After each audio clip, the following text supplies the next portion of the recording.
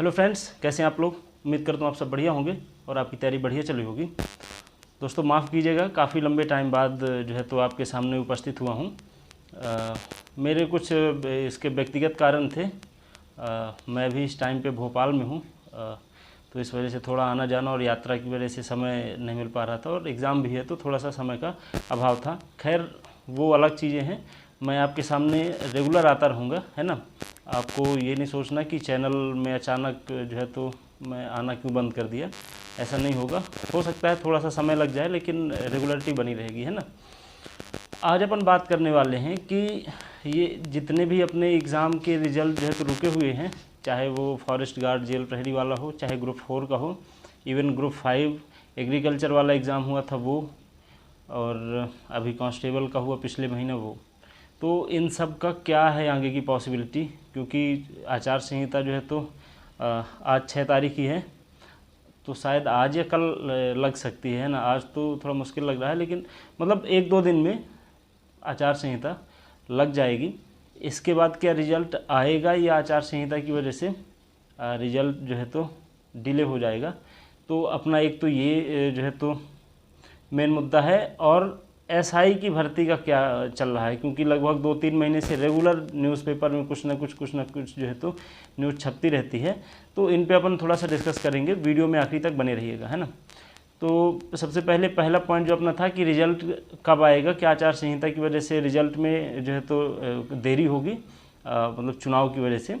तो देखिए बात ऐसी है कि आचार संहिता मतलब होती क्या है, पहले तो ये समझनी ज़रूरी है।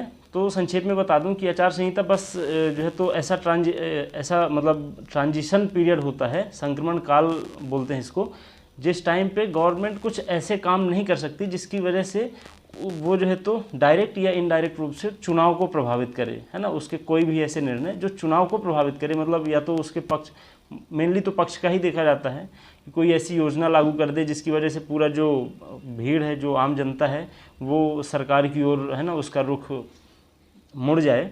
तो ऐसे काम नहीं कर सकती। जो पहले से जो प्रोसेस चल रही है वो रुकती नहीं है ना।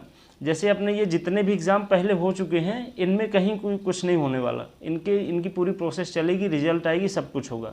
तो आचार संहिता की वजह से रिजल्ट डिले नहीं होगा, दूसरे कारणों की वजह से हो रहा है, और उसकी वजह से हो वो अलग मैटर है, ठीक। तो सबसे पहले ये भ्रम निकाल दीजिए कि आचार संहिता लग जाएगी तो रिजल्ट अपना नहीं आएगा। रिजल्ट अगर उन्हें देना होगा तो वो देंगे। इवन नई वैकेंसी निकालने तक का भी मतलब ऐसा है कि चुनाव आयोग से परमिशन लेके नए काम भी गवर्नमेंट कर सकती है अगर कुछ ज़रूरी हो तो, है ना। तो ऐसा नहीं है कि आचार संहिता लग गई तो कुछ ऐसा बहुत भारी सा तो जो है तो ऐसा कुछ नहीं है। सरकार जैसा चाहे कर सकती है, ऐसा नहीं कि तानाशाही वाला, लेकिन कंडीशंस के ऊपर डिपेंड करता है।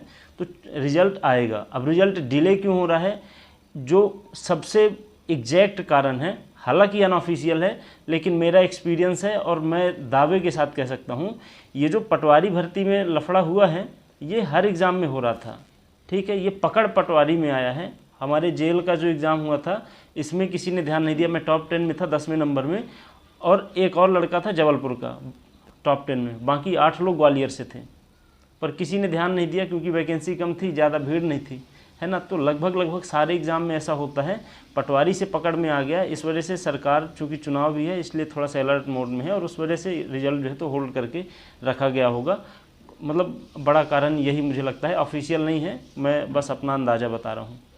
और हो सकता है कि अगर कुछ जो है तो बाकी कुछ एग्ज़ाम में अगर ऐसा उनको नहीं समझ में आए तो रिजल्ट दे भी सकते हैं, जैसे अभी पीएटी वगैरह के दिए हैं ये एंट्रेंस एग्ज़ाम, क्योंकि इनका पूरा साल ही जो है तो बर्बाद हो जाता है ना।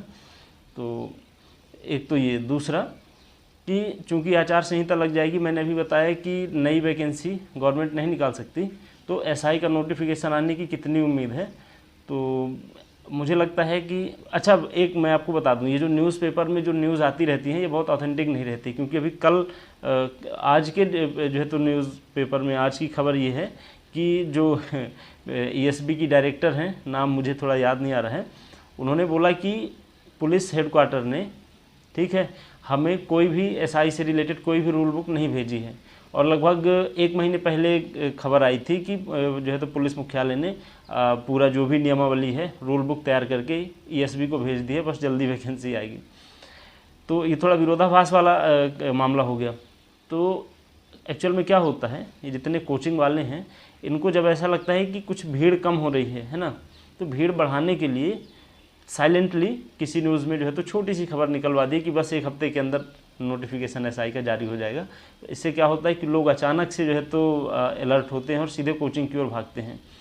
तो मुझे ऐसा लगता है कि अभी फ़िलहाल इस साल तो एसआई का आप कुछ ऐसा लग नहीं रहा है, श्योर नहीं कह सकते, लेकिन फिर भी उम्मीद यही है कि नहीं आएगी वैकेंसी, है ना, क्योंकि अभी जो है तो अगर नियमावली तैयार नहीं हुई, ईएसबी को भेजा नहीं गया, तो कब वैकेंसी आएगी? आचार संहिता के बाद तो बिल्कुल भी स्कोप नहीं है। तो एसआई का फ़िलहाल तो मैं खुद अच्छा एस्पिरेंट रहा हूँ, लेकिन अब क्या कर सकते हैं ना, किस्मत की बात है, एसआई नहीं तो फिर कुछ और सही। तो मेन तो यही है, तो आप फ्रस्ट्रेट नहीं होइए और रिजल्ट आएंगे, तब तक आप जो है तो आपका जो भी काम था, आपने एग्ज़ाम दे लिया, जिनका फिजिकल है वो फिजिकल की तैयारी करिए, साथ में अपना दूसरा जो भी अदर एग्ज़ाम है उनकी तैयारी करिए। एक पे फोकस्ड हो कि ऐसे मत बैठिए कि उसका इंतज़ार करके, दूसरे में जो है तो आप लगे रहिए। इससे क्या है कि आपके पास दूसरा ऑप्शन रहेगा, तो आप इतना ज़्यादा फ्रस्ट्रेट नहीं होंगे, स्ट्रेस में नहीं आएंगे, क्योंकि रिजल्ट तो डिले हो ही रहा है, ऑब्वियस सी बात है ना। तो उम्मीद करता हूँ इन्फॉर्मेशन अच्छी लगी होगी। चैनल से जुड़े रहिए, जो भी नए लोग हैं चैनल को सब्सक्राइब कर लीजिए। मिलते हैं अगले वीडियो में। नमस्कार।